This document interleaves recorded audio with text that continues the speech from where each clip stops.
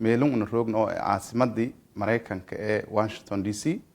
wali ha gabagabaabay lama maalmood oo booqasho oo madaxweynaha dowladda federaalka Soomaaliya mudane Xasan Sheekh Maxamuud usama aragne kulamo muhiim ah qaran dhiska Soomaaliya ka weerdadi hay'ado kumad ee dowladda Mareykanka oo kumad wasaaradda difaaca Mareykanka saas oo kala kumad wasaaradda arrimaha dibadda wasaaradda maaliyadda Mareykanka iyo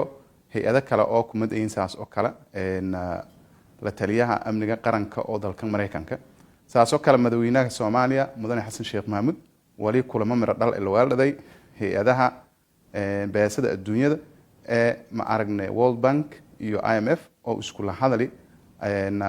danaha Soomaaliya iyo ma aragne hay'adahaas ku dhahoyan oo dhamaantiyo guul ka dhamaadi saas oo kala madaxweynaha wali ma aragne khudbad ku jeediyay macadka daraasaadka caalamiga ah ee la raw CIS meelas oo is khudbad dhinacyo badan taabadaas oo dalku isku ka warmaayo isku jeediyay saas oo kala wali xalay ha ka gabagabaayay madaxweynaha kulan isla qaadadi bulshooyinta gobolkan ka nool ee Mareykanka Soomaalida oo isku la hadalay guud ahaan ku warbiyay xaaladda dalka ku jirta gaar ahaanna intii kaalin mugleelan ku baahan intii ku qeyb qaadan dib u dhiska Soomaaliya iyo intii ma aragne ku qeyb qaadan la dagaalanka argagixisada al-shabaab madaxweynaha mid isla hadalay hay'ado ma aragne Mareykanka sida wasaaradda gaashaandhigga iyo wasaaradda arrimaha dibadda iyo la taliyaha amniga qaranka wali sifayl an nuuxsaday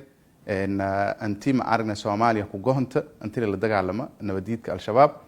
dowladda Mareykanka iyadoo ku socdayna saas oo kale iyoona anti ma aragne Soomaaliya isku kaalmaysada doonaan anti argagixisada la dagaalama